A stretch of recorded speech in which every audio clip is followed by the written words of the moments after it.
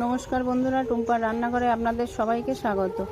আজ আবারও একটা নতুন রেসিপি নিয়ে চলে এসেছি। দেখুন রেসিপিটা কি। তা রেসিপিটি হলো ডালিয়ার ভেজ পরোটা। তা ডালিয়ার ভেজ পরোটার জন্য আমার কি কি লাগছে দেখুন। ডালিয়ার ভেজ পরোটার জন্য লাগছে 200 গ্রাম ডালিয়া আর 150 গ্রাম টক দই।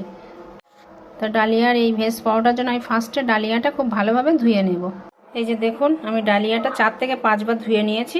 এবার এতে আমি টক দইটা মাখাবো। আমরা এরকম ডালিয়ার পরোটা একাদশী দিন রাত্রিরে বানিয়ে আমরা খেতেই পারি।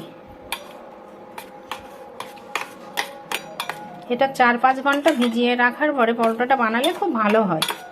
এই যে দেখুন ডালিয়াটা আমি টক দই মাখিয়ে নিয়েছি। তো এবার এটা 4 থেকে 5 ঘন্টার জন্য আমি একটু রেস্টে রেখে দেব। এই যে দেখুন বন্ধুরা, ডালিয়াটা যে আমি ওই টক দই দিয়ে 5 ঘন্টার জন্য ভিজিয়ে রেখেছিলাম যে ভেজ পরোটা করব বলে, তা 5 ঘন্টা পরে ফিরে এসেছি। এইবারে আমি ডালিয়াটা মিক্সারে পেস্ট করে নেব। আর ভেজ পরোটার জন্য আমার কি কি লাগছে দেখুন। লাগছে ধনেপাতা, একটু কাঁচা লঙ্কা কুচি, বিনস আর গাজর। গাজরটা গ্রেট করে নিয়েছি, বিনসটা কুচি নিয়েছি, ধনেপাতাটাও কুচি নিয়েছি। তাহলে চলুন আমি ডালিয়াটা একটু পেস্ট করে নিয়ে আসি মিক্সারে। এই যে আমি ডালিয়াটা মিক্সারে পেস্ট করে নিয়ে এসেছি। দেখুন কিরম মসৃণভাবে পেস্ট করে নিয়ে এসেছি।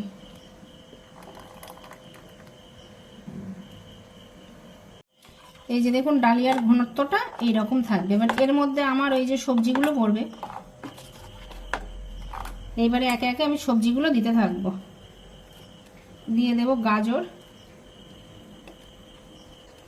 দিয়ে দেব কুচনো বিনস, একটু ধনেপাতা কুচি, দিয়ে দেব পরিমাণ মতন লঙ্কা কুচি,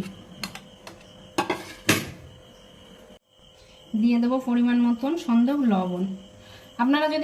আপনারা চাইলে অন্য অন্য সবজি ওদের অ্যাড করতে পারেন, কিন্তু এতে খুব বেশি সবজি অ্যাড করার দরকার হয় না। দিয়ে দেবো পরিমাণ মতন অল্প একটু চিনি। এবার এইগুলো আমি ভালো করে অ্যাড করে নেব। এই যে আমার গ্রেট করা সবজিগুলো আমি খুব ভালো করে মিক্সড করে নেব ডালিয়ার সাথে।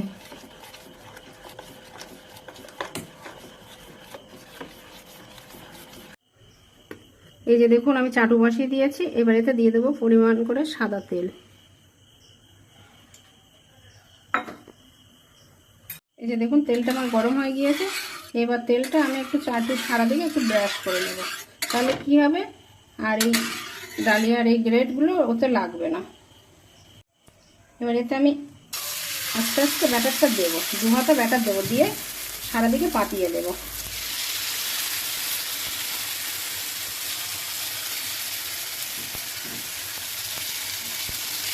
একটু পাতলা করে দেবো, তাহলে সবজিটা সিদ্ধ হতে সুবিধে হবে।